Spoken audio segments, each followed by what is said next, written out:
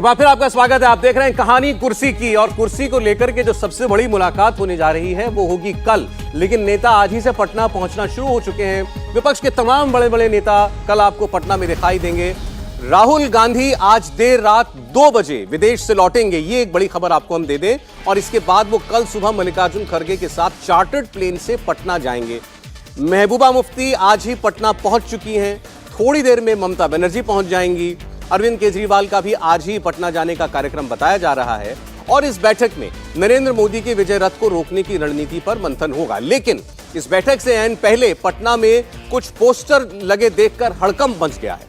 पटना की सड़कों पर पोस्टर ही पोस्टर लगे हैं, और जिस पोस्टर की सबसे ज्यादा चर्चा है वो लगाया है खुद को आम आदमी पार्टी के एक कार्यकर्ता बताने वाले शख्स ने। और इसमें नीतीश कुमार को नरेंद्र मोदी का हाथ थामे हुए दिखाया गया और कहा गया कि नीतीश कुमार तो मोदी के बेहद करीबी हैं, खासम खास हैं, और अरविंद केजरीवाल ही वो शख्स हैं जो इस देश को लीड कर सकते हैं, अपोजिशन के नेता बन सकते हैं। तस्वीरों में कहीं लालू यादव की गोद में नीतीश कुमार को दिखाया जा रहा है। और 2013 वाली वो तस्वीर ये आपकी स्क्रीन पर इस वक्त वो आई, जिसको लेकर के सारा बवाल मचा था और नीतीश कुमार साथ छोड़कर चले गए थे एनडीए का। वो तस्वीर उस पोस्टर में एक बार फिर दिखाई देने लगी है। लेकिन ताज्जुब की बात यह कि पोस्टर लगाया आम आदमी पार्टी के एक कार्यकर्ता ने, या एक ऐसा व्यक्ति जो कह रहा है कि आम आदमी पार्टी के कार्यकर्ता हूं। और इस बैठक से पहले विपक्षी एकता को एक कह सकते हैं झटका भी लगा है। राष्ट्रीय लोकदल के अध्यक्ष जयंत चौधरी वो इस बैठक में शामिल नहीं होने जा रहे हैं, उन्होंने इनकार कर दिया। जयंत चौधरी ने नीतीश कुमार को चिट्ठी लिखकर कहा है कि वो अपने पूर्व निर्धारित पारिवारिक कार्यक्रम की वजह से इस बैठक में शामिल नहीं होंगे। इसके अलावा आपको बता दें, स्टालिन तमिलनाडु से वो आने वाले हैं, लेकिन सोशल मीडिया पर ट्रेंड करा दिया गया स्टालिन गो बैक। उसके पीछे मनीष कश्यप वाला जो वहाँ के यूट्यूबर थे वो सारा प्रकरण भी है। और बिहार से तमिलनाडु जाकर बसे लोगों पर कुछ जो कुछ भी उनके साथ बर्ताव होता है कथित तौर पर, उसको लेकर के ये ट्रेंड किया जा रहा है। विपक्षी एकता पर बसपा सुप्रीमो मायावती ने बड़ा तंज कसा। मायावती ने ट्वीट करके कहा है कि विपक्षी नेताओं की पटना में बैठक दिल मिले न मिले हाथ मिलाते रहिए वाली कहावत को ज्यादा चरितार्थ करता है। मतलब दिल तो नहीं मिलेंगे, हाथ भले ही आप लोग मिला लीजिए। इसके अलावा मुंह में राम बगल में छुरी, यह कहावत भी मायावती ने अपनी ट्वीट में फिर याद दिलाई। और विजय लक्ष्मी इस वक्त हमारे साथ जुड़ रही है, हमारी सहयोगी दिल्ली से। विजय, राहुल गांधी आज देर रात पहुंचेंगे, अभी हमने खबर दी, और फिर वो कल पटना में जाएंगे। अभी तक इस पूरी मुलाकात को लेकर के क्या खबरें हैं? जयंत चौधरी के अलावा कोई और ऐसा नेता तो नहीं है जो अभी बचना चाह रहा हो इस बैठक से? देखिए, फिलहाल अभी क्योंकि सुबह से तमाम कांग्रेस के नेताओं से हम बात कर रहे हैं सौरभ, तो तमाम नेता कह रहे हैं कि कल का जो पटना में जो एक तरीके से शो ऑफ स्ट्रेंथ ऑपोजिशन जरूर इसको दिखाने में कामयाब होगा। बहरहाल राहुल गांधी आज देर रात 2 बजे के करीब, जो हमें सूत्र बता रहे हैं, भारत पहुंच जाएंगे।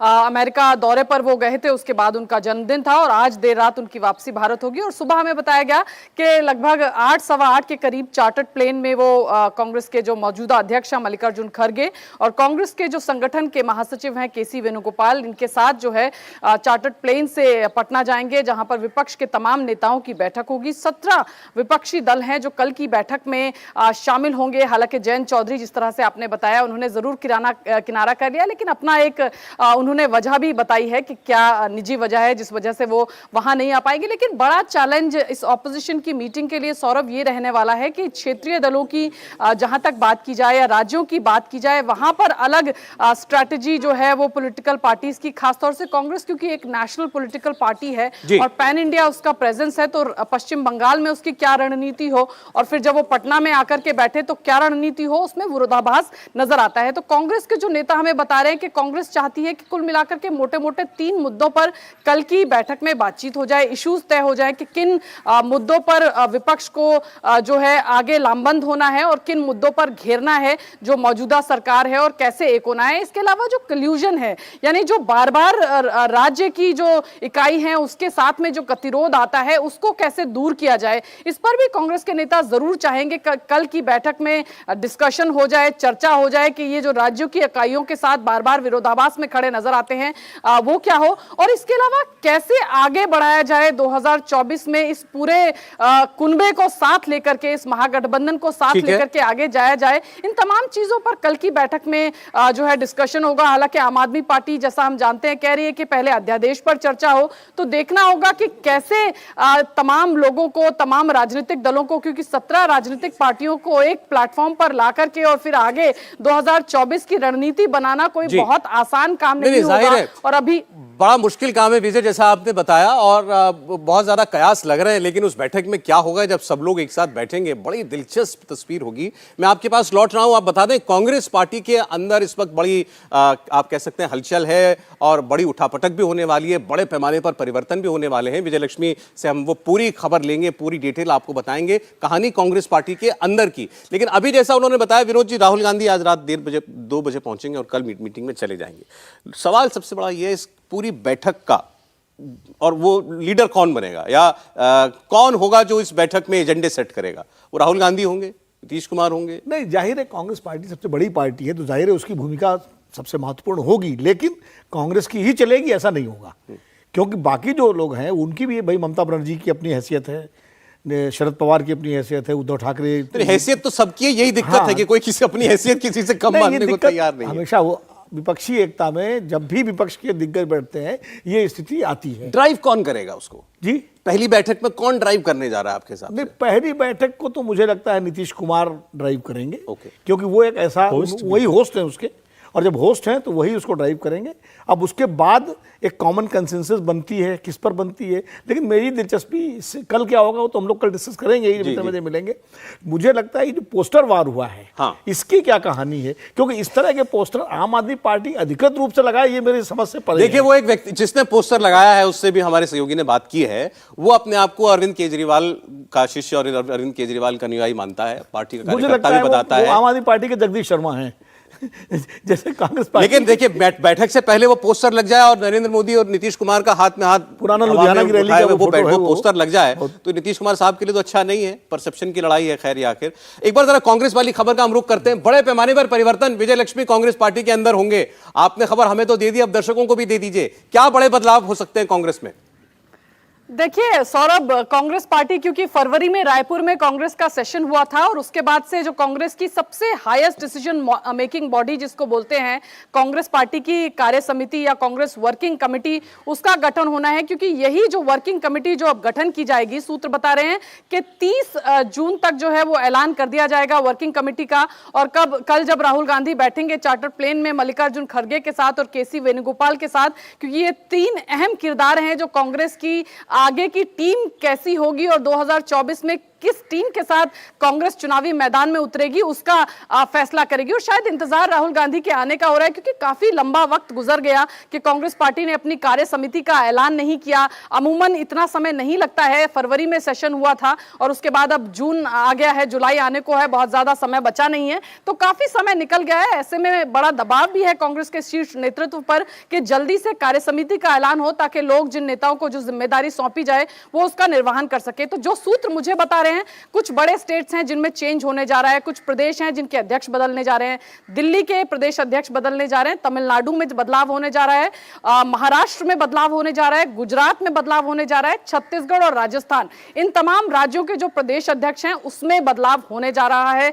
दिल्ली में भी तमाम नाम चल रहे हैं। तमिलनाडु की अगर मैं बात करूं तो ज्योति मणि जो लोकसभा सांसद हैं उनका नाम चल रहा है। दिल्ली में तमाम, हालांकि अनिल चौधरी अभी मौजूदा अध्यक्ष हैं, लेकिन अभिषेक दत्त से लेकर के तमाम, देवेंद्र यादव, ये तमाम नाम चल रहे हैं जिनको दिल्ली के अध्यक्ष के लिए चुना जा सकता है। महाराष्ट्र के लिए अशोक चव्हाण का नाम चल रहा है कि उनको शायद एक बार पीसीसी अध्यक्ष बना करके पार्टी महाराष्ट्र की जिम्मेवारी सौंपे। एक जो और मोटा मोटी बात निकल कर आ रही है कि कांग्रेस अपने तमाम पूर्व मुख्यमंत्रियों और तमाम पूर्व केंद्रीय मंत्रियों को कहीं ना कहीं कोई रोल देना चाहती है, ताकि 2024 की जो टीम है उसमें ये तमाम लोग जो हैं ये एक भूमिका निभाएं। तो हरीश रावत, क्योंकि पूर्व मुख्यमंत्रियों की बात करें आप तो अशोक चव्हाण, पृथ्वीराज चव्हाण, हरीश रावत, ये तमाम नाम है। तो पृथ्वीराज चव्हाण की दिल्ली में एंट्री होगी, अशोक चव्हाण महाराष्ट्र में उनको जिम्मेदारी दी जा सकती है, हरीश रावत को कोई रोल मिलेगा। और जहां तक पूर्व केंद्रीय मंत्रियों की बात है तो अजय माकन एक बड़ा चेहरा है।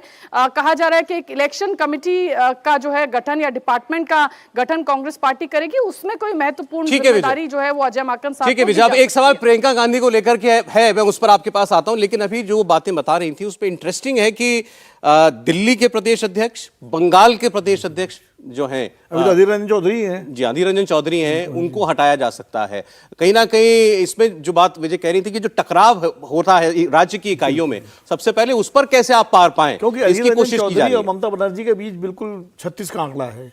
36 से भी कोई कठोर अगर मुहावरा हो सकता है तो वो अब लगा लीजिए। 36 भी बहुत पुराना घिसा पिटा हो गया है।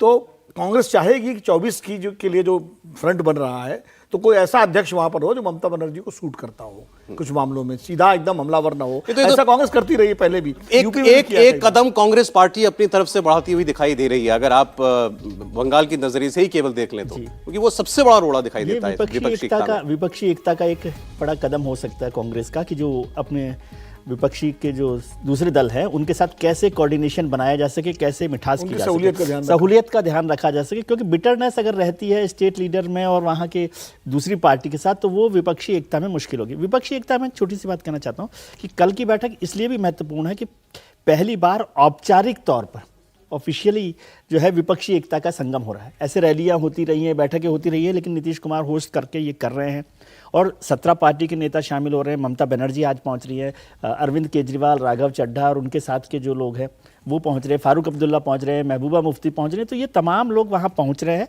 ये ठीक बात है कि इतना आसान काम नहीं है विपक्षी एकता हो जाना, सब लोगों को एक साथ करना।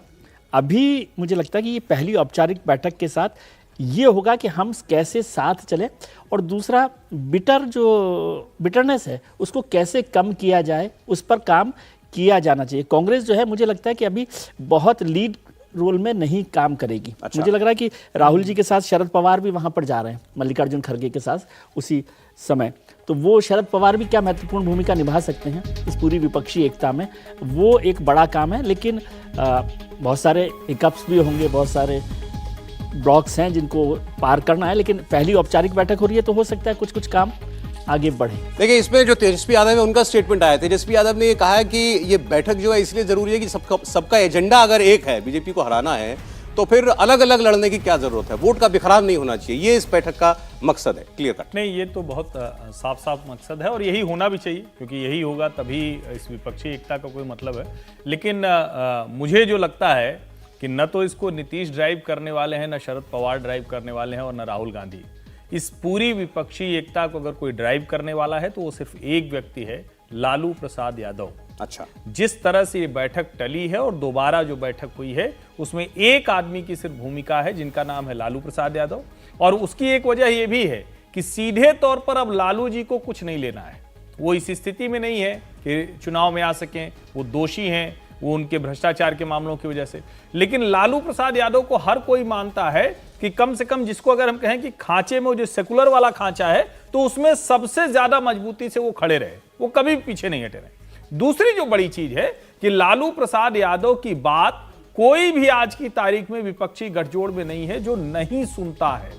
मुझे लगता है कि नीतीश कुमार को लेकर कई लोगों के मन में अभी भी आशंकाएं हैं। कई बार लोग, जब प्रशांत किशोर भी धीरे से कह देते हैं कि अरे ये तो कुल मिलाकर नरेंद्र मोदी के लिए ही रास्ता आसान करते हैं, तो कोई कुछ भी कहे, कितना भी मतलब कलेजा कड़ा करके कहे, लेकिन नीतीश जी को लेकर थोड़ा सा संदेह आता है। मुझे लगता है कि लालू जी इसको ड्राइव कर रहे हैं। दूसरी जो बड़ी बात होने जा रही है, जो इस बैठक में अरविंद केजरीवाल की भूमिका होगी, अब उनको समझा लिया गया है, या वो वहां जाके विस्फोट करेंगे या उसके तुरंत बाद प्रेस कॉन्फ्रेंस करेंगे। विस्फोट तो पहले कर चुके, उन्होंने कहा कि मेरे ऑर्डिनेंस पर बात होगी सबसे नहीं, पहले। वो वहां उन्होंने पहुंचा दिया है कि जहां टूट हो जाए।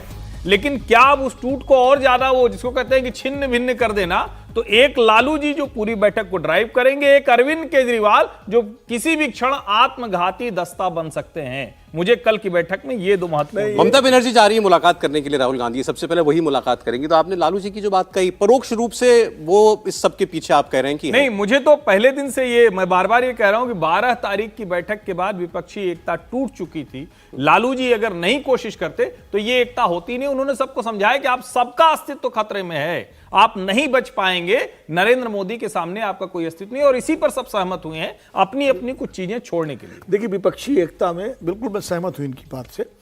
उस व्यक्ति की सबसे ज्यादा महत्वपूर्ण भूमिका होती है जिसका अपना कोई स्टेक ना हो। जैसे एक जमाने में हरिकिशन सिंह सुरजीत की भूमिका इसलिए महत्वपूर्ण हो गई थी सबके साथ बात करने में कि उनका अपना पर्सनल कोई स्टेक नहीं था। आज लालू यादव उसी स्थिति में है कि वो न तो प्रधानमंत्री पद के दावेदार हैं, हो ही नहीं सकते, और ना ही तेजस्वी को बना सकते हैं। तो इसलिए हर आदमी उनकी बात सुनेगा।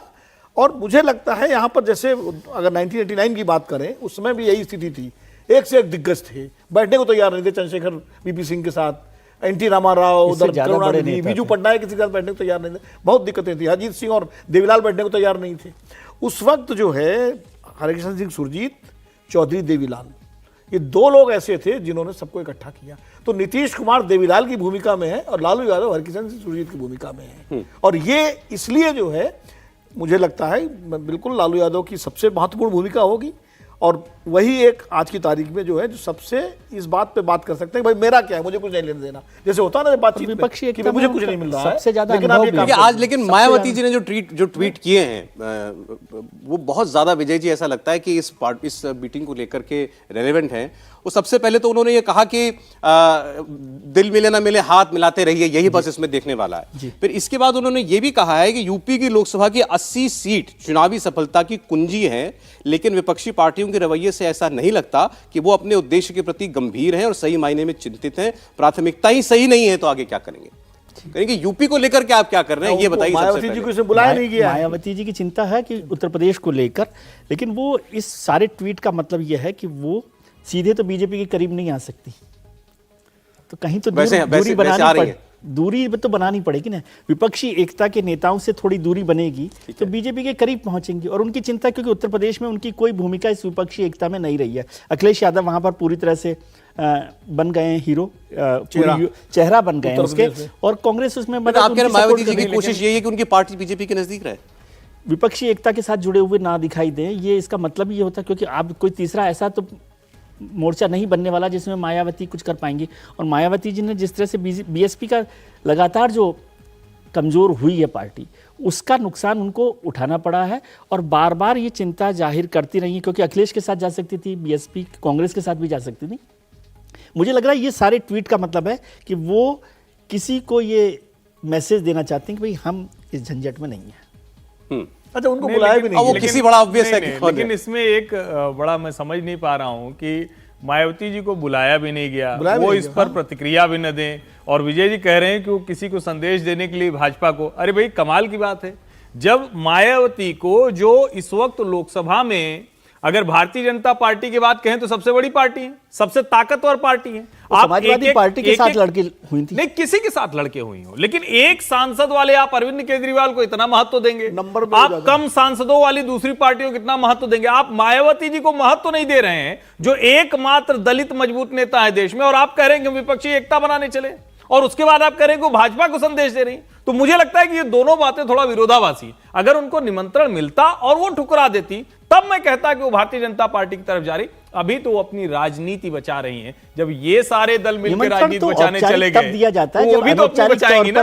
अनौपचारिक तौर पर जब सहमति हो जाती है तब निमंत्रण औपचारिक तौर पर दिया जाता है। इस तरह की एकता की जब बातें होती है, कोई रहस्योद्घाटन, एक रहस्योद्घाटन ये कर दूं कि मायावती जी ने जो बैठक ली है अपने, उसमें एक बड़ी महत्वपूर्ण बात कही उन्होंने वही कहा है जो नीतीश कुमार ने पिछले दिनों कहा था कि चुनाव जल्दी हो सकते हैं, इसका ध्यान रखते हुए तैयारी कीजिए। मायावती जी भी कह रही हैं, मायावती जी ने कहा उस बैठक में, सार्वजनिक रूप से नहीं आया है, लेकिन उस बैठक मेरे रिपोर्टर की खबर है जो आज हम लगा रहे हैं उसको, कि ये उन्होंने कहा है। और उसमें उन्होंने ये जो कुछ उनके कार्यक्रम थे, जो उन्होंने जो अक्टूबर नवंबर तक पार्टी के लिए थे, उन्होंने कहा इनको सितंबर तक आप निपटा लीजिए, जल्दी से जल्दी करिए। तो ये बात कहने वाले देश में दो नेता हो गए कि चुनाव जल्दी हो सकता है। सार्वजनिक रूप से उन्होंने अभी तक नहीं कहा है, लेकिन उन्होंने उसमें कहा, एक बात उन्होंने और कही है कि वो जो हर्षवर्धन जी कह रहे हैं कि वो चुनाव लड़ने का मूड पूरा बना रही है, न बीजेपी के साथ न विपक्ष की खिचड़ी के साथ, वो अपनी अलग तैयारी कर रही है सभी 80 सीटों पर, ये उन्होंने संदेश दिया है। जी ठीक, लेकिन चुनाव जल्दी नहीं होने वाला है, ऐसी संभावना नहीं, उन्होंने जो कहा है मैं जी हाँ। चलिए, अब हम कांग्रेस पार्टी की बात कर रहे थे। प्रियंका गांधी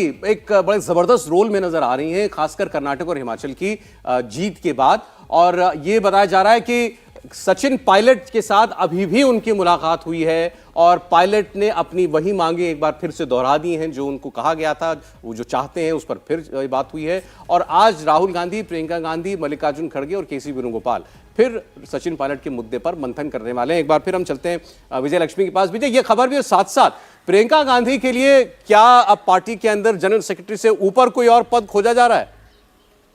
देखिए, बिल्कुल प्रियंका गांधी, सौरभ, दो बातें बिल्कुल साफ है। एक तो प्रियंका गांधी एक ऐसी भूमिका में होंगी 2024 में कि वो पूरे देश में पार्टी के लिए कैंपेनिंग कर सकें, किसी एक जगह पर उनको रिस्ट्रिक्ट नहीं किया जाएगा, अभी जो सूत्र बता रहे हैं। और उनकी भूमिका कुछ ऐसी होगी कि जिसमें उनकी जवाबदेही जो है वो कांग्रेस के जनरल सेक्रेटरी ऑर्गेनाइजेशन या किसी और व्यक्ति को ना हो। यानी एक ऐसा रोल उनके लिए ढूंढा जा रहा है, तलाशा जा रहा है, जहां पर वो एक तरीके से स्वतंत्र तरीके से काम कर सके और उनकी जवाबदेही जो है वो सिर्फ कांग्रेस अध्यक्ष को होगी। अभी पहले वो यूपी की महासचिव थी, तो महासचिव होने के नाते एक महासचिव की का जो रिस्पॉन्सिबिलिटी होता है, उसकी जवाबदेही जो है वो महासचिव संगठन को होती है। यानी तमाम चीजें, रिपोर्ट जो है, आपने क्या किया, क्या एजेंडा जो दिया गया था उसको कितना फुलफिल किया, ये तमाम चीजें। लेकिन अब कहा जा रहा है कि उससे ऊपर रोल हो सकता है। अब चर्चा चल रही है कि वाइस प्रेसिडेंट बनाया जा सकता है, ये भी चर्चा चल रही है कि सेक्रेटरी जनरल बनाया जा सकता है। लेकिन देखना होगा कि क्या रोल प्रियंका गांधी वाड्रा का होगा। लेकिन एक बात तय है कि वो रोल कुछ भी हो, संगठन में जिम्मेदारी कोई भी हो, लेकिन प्रियंका गांधी वाड्रा 2024 में कांग्रेस पार्टी के लिए मुखर तरीके से पूरे देश में कैंपेन करती हुई नजर आएंगी और वही उनकी सबसे बड़ी भूमिका पार्टी में होगी। एक जयराम रमेश के बारे में और बताते जाइए। बड़े इस किस्म की अफवाहें चल रही हैं कि जयराम रमेश, जो कि कम्युनिकेशंस हेड हैं इस वक्त, मीडिया और प्रचार के हेड हैं, उनकी कमान किसी और को दी जा सकती है, प्रभार किसी और को दिया जा सकता है। देखिए, जयराम रमेश से नाराजगी बहुत है सौरभ पार्टी में। जयराम रमेश पर आरोप ये लगता है तमाम धड़ों से कि वो किसी से कंसल्ट नहीं करते हैं, पैरेलल एक तरीके से मीडिया डिपार्टमेंट चला रहे हैं। किसी मुद्दे पर कोई बात उन्हें कहनी है तो वो खुद ही कह देते हैं, ना अध्यक्ष से कंसल्टेशन करते हैं, ना आरजी ऑफिस से कोई कंसल्टेशन होता है, ना किसी और से कोई कंसल्ट। गीता प्रेस का जो मसला हुआ उस पर लेकर के काफी बड़े कांग्रेस के नेता उनसे नाराज रहे। उनका मानना था कि पहले डिस्कशन होना चाहिए ऐसे मुद्दों पर और फिर कम्युनिकेशन डिपार्टमेंट के इंचार्ज को जो है अपनी बात कहनी चाहिए। लेकिन कांग्रेस पार्टी की दिक्कत यह है कि जयराम रमेश जो है काफी पढ़े लिखे हैं और कंटेम्प्रेरी इंडियन पॉलिटिक्स की बात करें तो कांग्रेस में एक बड़ा धड़ा है जो मानता है कि जयराम रमेश की जो समझ है, और कांग्रेस में बाकी नेताओं को देखिए, बड़े कम ऐसे नेता होंगे जो उतना अच्छे से कंटेम्प्रेरी इंडियन पॉलिटिक्स को समझ सकते हैं या किसी मुद्दे पर क्या पार्टी की लाइन होनी चाहिए वो ले सकते हैं, भविष्य को देखते हुए, पास्ट को देखते हुए, क्योंकि काफी लर्नेड पढ़े व्यक्ति जयराम रमेश माने जाते हैं। इसलिए दुविधा ये भी है कि जयराम रमेश नहीं तो कौन, इस पर जरूर मंथन अब राहुल गांधी आए होगी, क्योंकि जयराम रमेश राहुल गांधी की चॉइस थे और एक धड़ा उनके काम से संतुष्ट है, लेकिन एक धड़ा बड़ा असंतुष्ट भी है और चाहता है कि उनको बदल देना चाहिए।